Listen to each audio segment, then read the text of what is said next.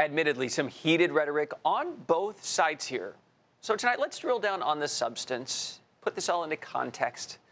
No bluster, just the facts. Alex Miller has been on Capitol Hill all day, joins us here tonight. Alex, thanks for being here.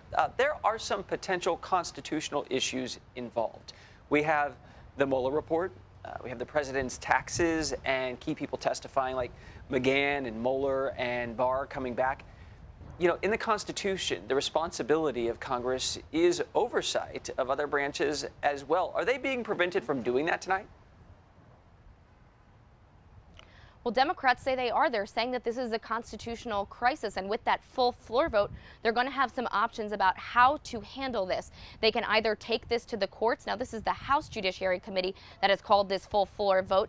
They can take it to the courts like the House Ways and Means Committee has over Trump's tax returns, or they can continue to negotiate with the Department of Justice. And Judiciary Chairman Jerry Nadler is saying that this is something that he wants to continue doing. He wants to continue negotiating with the Department of Justice, not only to get the unredacted Mueller report, but to get the underlying documents. And there is some precedent for this chance. When AG Holder, Eric Holder, under the Obama administration, was held in contempt of Congress, they had negotiations as well, and he ended up turning over those documents. So Nadler is saying that he hopes that they come to a similar conclusion that they did under the Obama administration under Republicans. That's an interesting point, yeah, because it took Holder and eventually DOJ years and years to produce that, which could help, you know, in a similar situation now, the Trump administration either get through a re-election or the end of a term. The reality in this is most of the Mueller report was released. I think it was something like 10% redacted, and that includes virtually all of the second volume obstruction. Yet we hear House Judiciary Chair Jerry Nadler talking about, you know, I want this information. But we haven't seen him go to read the unredacted version yet. So is it political theater? Does he have access to it? I think that it depends who you ask. Democrats are going to say that Republicans are playing political theater, and Republicans are going to say that Democrats are playing political theater. Chairman Nadler does not want to go to read the less redacted report, I should say. The full redacted report is available to the public.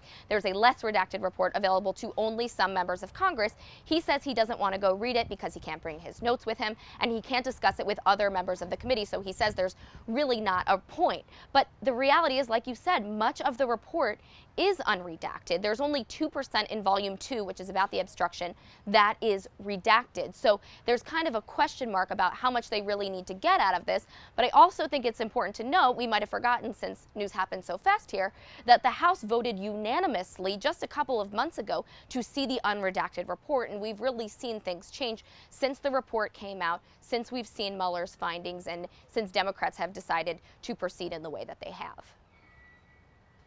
You know, every time we hear the White House at this point say no, whether it's to information or someone sitting for a testimony, in my mind, Alex, it kind of is like the White House is setting this pot of honey, and Democrats in Congress are Pooh Bear, you know, kind of leading them to this impeachment proceeding, which it seems the president would want them to proceed to at this point, according to people like Nancy Pelosi. Yeah, she said yesterday that she thinks that the president is trying to goad them into impeaching him. And this is a political calculation that Democrats are going to have to end up making, because they are going to have an election in a year and a half, and they need to figure out how long this would take. That's why they're saying that they just want to have these hearings right now. They're afraid to use the words impeachment for the most part. But we saw Congressman Johnson, who is on the House Judiciary Committee, he's a Democrat, use the word impeachment today, saying something along the lines of, how are we supposed to get to impeachment if we don't have those documents?